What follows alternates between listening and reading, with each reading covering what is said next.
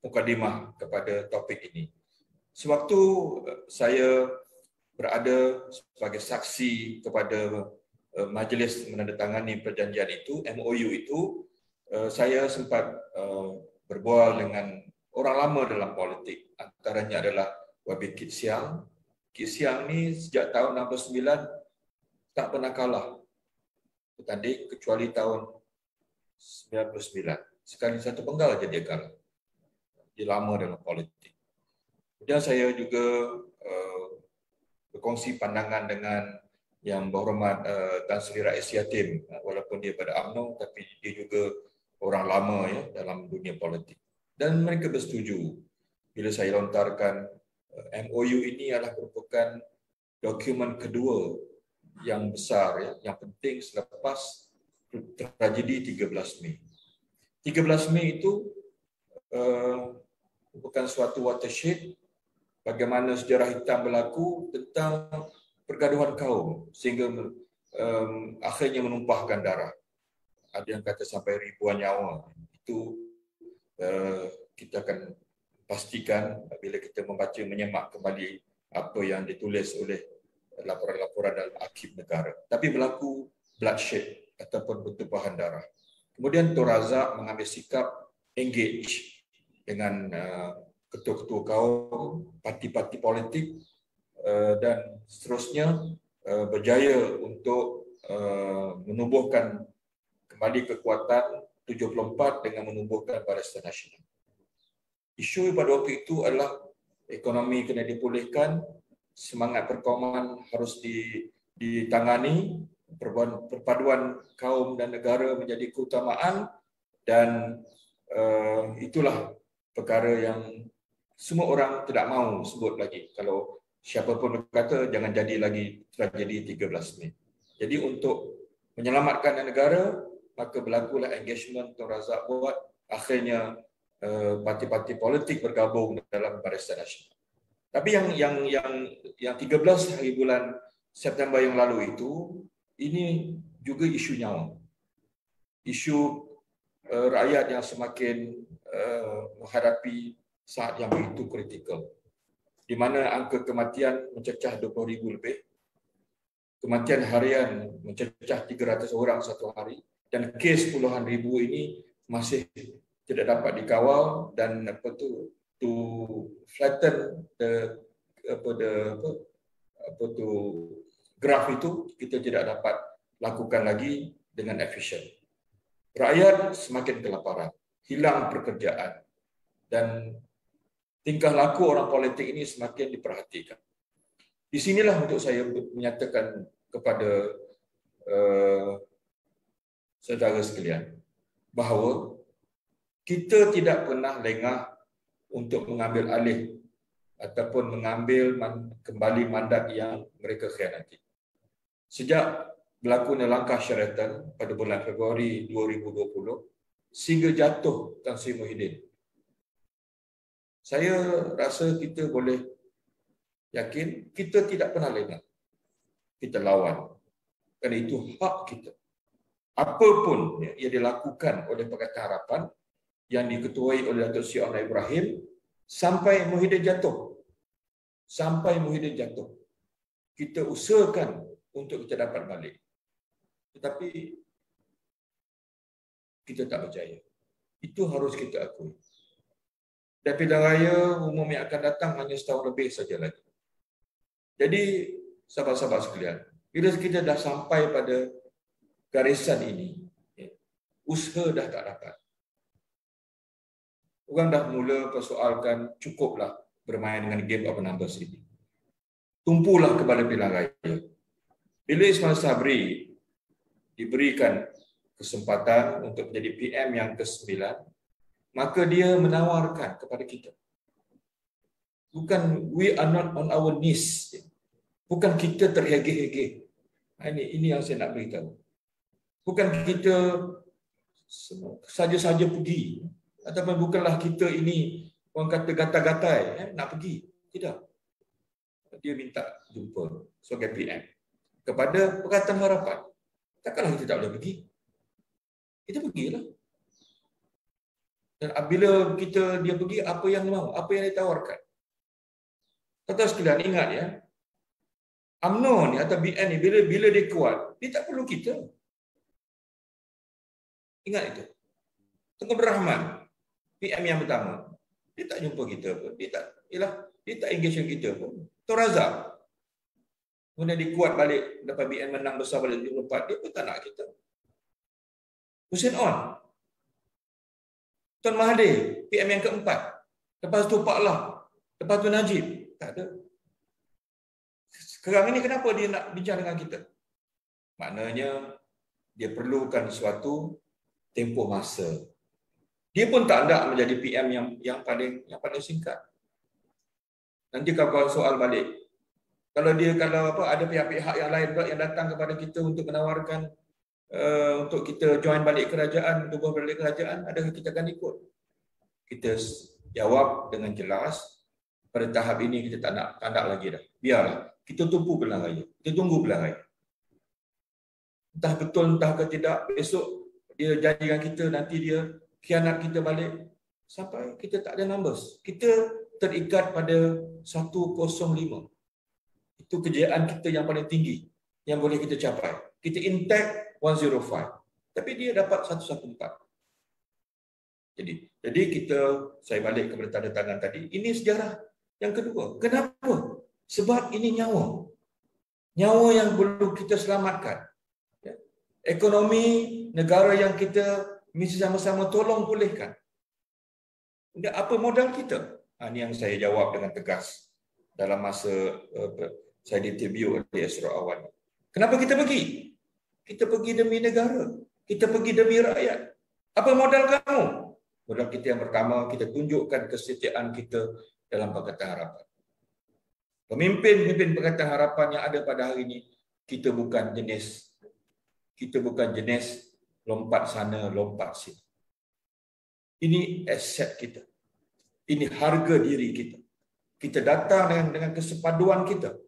3 presiden parti, kita bersama untuk terima MOU ini. Untuk apa? Untuk kita buktikan pada rakyat dalam masa rakyat susah, setelah kita berusaha mendapatkan kuasa tak dapat, kita boleh memberikan sedikit ruang untuk kita bersama dengan pihak kerajaan. Itu yang pertama. Yang kedua, integriti kita. Apa dia? Kita tak pernah minta apa-apa dengan memorandum itu.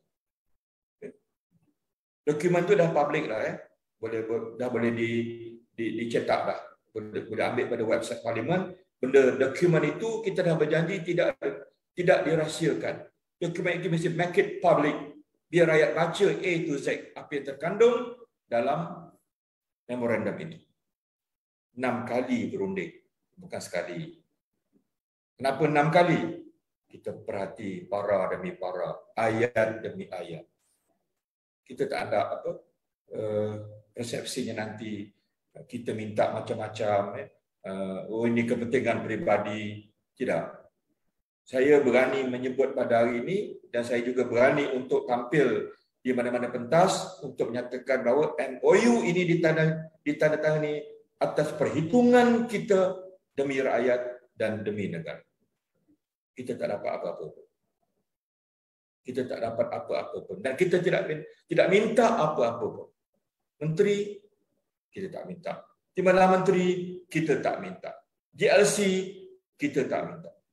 Kalau kita tidak, kalau ada kawan-kawan tuduh kita ini, tanda tangan ini untuk kepentingan kita, peribadi kita, ada yang kata kamu nak jadi menteri, kamu ni nakkan jawatan. Tidak. Dalam memo itu sepatah pun kita tak ada yang disebut tentang jawatan. Kalau kita nak, saya ditawarkan, Dr. Mujahid ditawarkan, Dr. Zul ditawarkan, waktu langkah syaratan. Come with us. Come with us. You stay as minister. Kalau kami nak, waktu itu kami pergi. Kalau kami ni gila jawatan. Tidak. Kita ada harga diri. Kita menjaga Pakatan Harapan. Ya. Kita menjaga integriti kita. Jadi MOU itu ditandatangani satu perjanjian persefahaman, transformasi dan kestabilan negara. Kenapa kita namakan kestabilan negara? dalam satu tempoh waktu yang ditulis dalam perjanjian itu, dia yang minta, kita setuju. PM yang minta, kita bersetuju bahawa dia tidak akan menasihati Yang di-Pertuan Agong untuk membubarkan Parlimen paling tidak sehingga Julai tahun 2022. Hanya setahun lah. Setahun lah. Maknanya dia boleh buat kerja dan kita boleh bantu dia buat kerja. Dan kita fokus memorandum ini kepada dua perkara. Iaitu 45 bilion cash injection. Nah, ini kita letak sebagai trust utama MOU ini. 45 bilion ini adalah untuk kita bersama kerajaan perangi COVID. Kita tak ada lagi apa. Umum package ini, bilion sana, bilion sini. PPV bila buka, minta dengan wakil rakyat. Doktor-doktor minta, Wabi, boleh tak sumbang laptop pada kami? Kan datang lagi, Wabi boleh ke sumbang kursi? Kursi tak ada. Wabi boleh tak sumbangkan fridge, a small fridge? Ini apa ni? Kita bagi, kita ada peruntukan don, ya. Kita ada peruntukan, kita bagi. Tetapi umum bilion sana, bilion sini, mana pergi duit? Ini yang kita tidak mahu lagi berlaku. Kita mahu 45 bilion ini dikawal oleh satu steering committee yang tetap. 5 menteri sebelah sana, kita 5 orang sebelah kita, PH. Untuk mengawal dan kita boleh lihat ke mana perginya perbelanjaan 45 bilion ini. Kita nak cepatkan vaksinasi. Tak cukup kita nak beli lagi. Duit ada ni, 45 bilion ini. Dan kita nak capai herd immunity sebagai contoh. Mana-mana tempat yang kita perlu buka hospital padang ke, open hospital ke, apa yang perlu kita nak buat. Tak cukup ubat, tak cukup tangki oksigen, tak cukup peralatan. Semuanya kita akan pantau, insya-Allah. Ini untuk rakyat, bukan untuk kita. Dah setuju, mereka setuju. Yang kedua, 10 bilion untuk SME. 10 bilion untuk SME. Ramai yang hilang kerja. OKU yang buat urut refleksologi yang tak boleh buka. Kelang-kelang kecil yang terpaksa ditutup, tak boleh bayar sewa. 10 bilion ini kita akan pastikan sampai pada golongan asas. Jadi, saudara-saudara sekalian, itu dua lah yang untuk rakyat. Yang lain itu reform pentadbiran dan reform parlimen. Ya, antaranya Akta Lompat Parti, yang kita nak buat adalah undi 18, PM 2 penggal. Yang ini saya nak bagi tahu. Ya, saya nak bagi tahu. Kenapa kita setuju dalam MOU? Kenapa kita setuju dalam MOU? Sedangkan benda itu adalah merupakan tuntutan-tuntutan kita yang dah kita letak sebahagian dalam manifesto kita. Tapi tak dapat buat. Kerana kita gagal, kita dijatuhkan. Kita dikhianati. Kita dapat buat sebagai contoh pindah perlembagaan untuk undi 18, kita berjaya. Kita pindah perlembagaan untuk MA 63, tak berjaya kerana sebelah sana tak sokong. Apa yang kita mampu buat, kita dah buat. Yang ini tak sempat. Kenapa perlu MOU? Kalau ada MOU, kita boleh bincang. Kita boleh letakkan timeline. Time frame dia, bila nak buat. Kita tak nak jadi macam RUU 355. Dipolitikkan. Main acah-acah. Bentang, tangguh parlimen. Bentang tapi tak lulus. Tetapi semua yang kita minta ini ada tempohnya. Dan sebahagiannya mesti dibawa dalam sidang parlimen sebelum akhir tahun ini. Dan semua ini, saudara-saudara sekalian, sekiranya banyak yang telah kita letakkan 6 trust itu yang boleh dibaca dengan detail, sekiranya mereka tidak tunaikan mengikut perjanjian, maknanya perjanjian ini batal dengan sendiri. Batal dengan sendirinya. Dan kita tidak akan terlibat lagi dengan memorandum ini kerana kita mahu semua yang dicatat, yang ditulis dengan jelas di dalam perjanjian ini hendaklah dipatuhi, ditunaikan mengikut tempoh-tempoh waktu yang kita telah tetapkan. Contohnya undi 18, dia kena bawa dalam sidang pada kali ini. Contohnya tentang pelaksanaan tadi, cash injection 45 bilion, tentang SME 10 bilion, dia kena bentang sekarang ke dalam kabinet kena luluskan untuk kita buat suatu program ataupun suatu pelaksanaan yang kita akan pastikan 45 bilion dan 10 bilion itu sampai kepada golongan sasar. Dan inilah benda-benda yang saya rasa yang kita telah selesai untuk bincang dan kita tanda tangani. Tapi ada dua perkara yang termaktub di situ, itu menjadi akhir kita letak. Apa dia? Tentang ketua bangkang yang kita minta diberikan taraf sebagaimana ketua bangkang dalam sebuah negara-negara lain, terutama di negara Commonwealth, di mana ketua bangkang itu dilayani dalam sebuah negara yang amalkan demokrasi berparlimen. Kita tak macam ketua bangkang di Britain, ketua bangkang di kebanyakan negara-negara Kesatuan Eropah. Itu bukan benda baru. Baru dalam negara kita, tapi bukan benda baru dalam negara yang telah maju. Yang kedua, peruntukan sama rata dalam semua kawasan-kawasan parlimen dalam negara kita. Itu pun dah diamalkan lama dalam negara maju. Kita yang baru nak mula. Itu saja yang mungkin boleh dianggap kamu ni tak peruntukan. Itu pun bukan masuk dalam akaun kami. Dia masuk dalam akaun ICU yang mana kita boleh belanja semua duit-duit itu untuk kepentingan rakyat. Itu saja yang saya rasa yang terkandung, yang benar-benar penting dalam MOU itu, yang pada perkiraan kita setelah 6 kali kita mengadakan rundingan, 6 kali juga kita bawa kepada kepimpinan Pakatan Harapan, yang pada perhitungan kita tidak ada satu pun yang merugikan Pakatan Harapan dan tidak ada satu pun yang orang kata kita akan ditipu, kita akan apa. Kalau dia tipu, baik, katalah dia tipu kita, perjanjian itu batal. Dan kita boleh beritahu rakyat, dia yang khianat, dia yang tipu. Setelah kita beri dia peluang, setelah kita beri dia masa, kita berjanji tidak akan usik dia, maka dia nak tipu, dia nak khianat, maka beban itu rakyat akan nampak kesalahan itulah di pihak kerajaan, bukan di pihak kita. Orang kata tentang vote of confidence, itu hak dia untuk bawa, bukan beban itu kepada kita. Dalam parlimen baru ini kita bertunggu dia nak bawa atau dia tak nak bawa. Itu hal dia lah. Kalau dia bawa, dia kalah, kita tak akan bagi dia oksigen. Ini kadang-kadang kawan-kawan agak keliru sikit.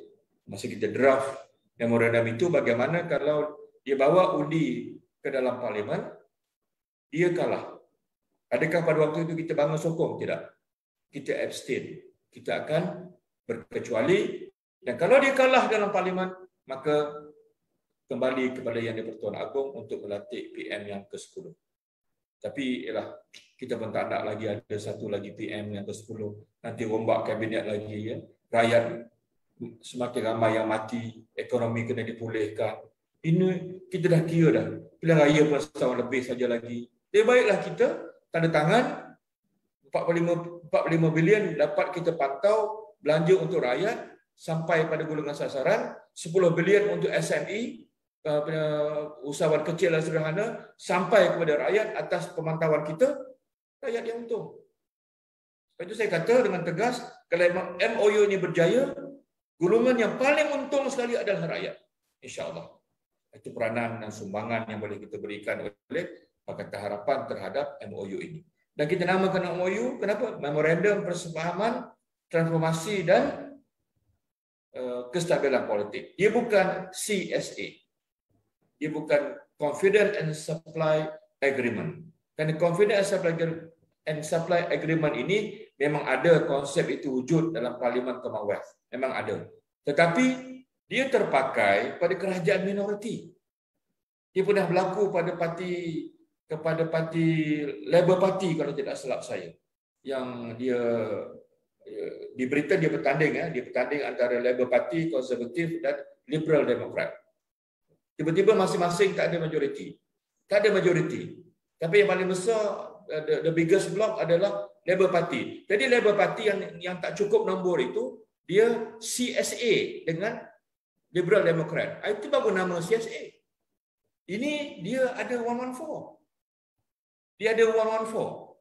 Jadi bukan CSA. Dia ada majoriti dah. Simple majority. 3 majoriti. Dia buatlah.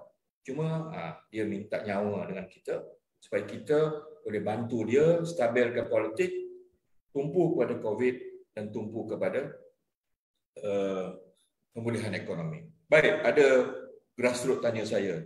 Dengan MOU ni kita iktiraf ke? Dia kata. Cuba jawab. Iktiraf ke? Teman-teman sekalian, ini bukan masalah iktiraf tidak iktiraf. Kalau kita belajar pun mentelaah perjanjian Hudaibiyah yang besar itu, yang agung itu. Hudaibiyah ni antara Nabi dengan orang kafir, Jahiliyah Mekah. Adakah Nabi sign atau Nabi iktiraf kekafiran mereka? Tidak, bukan itu isunya. Isunya Nabi nampak in the future Islam boleh menang. Bila Nabi SAW ni dia ada panduan wahyu. Tapi kita ni ada firasat politik. Secara jamaah kita boleh fikir apa nampak kat masa depan. Baik buruk untuk kita. Itu masalah iktiraf. Yang keduanya, kita tak ada pilihan dalam negara kita. Kita protes, kita lawan. Sebenarnya tuan-tuan sekalian, kalau tak ada COVID, kita dah turun jalan raya untuk ambil kerajaan. Understand that?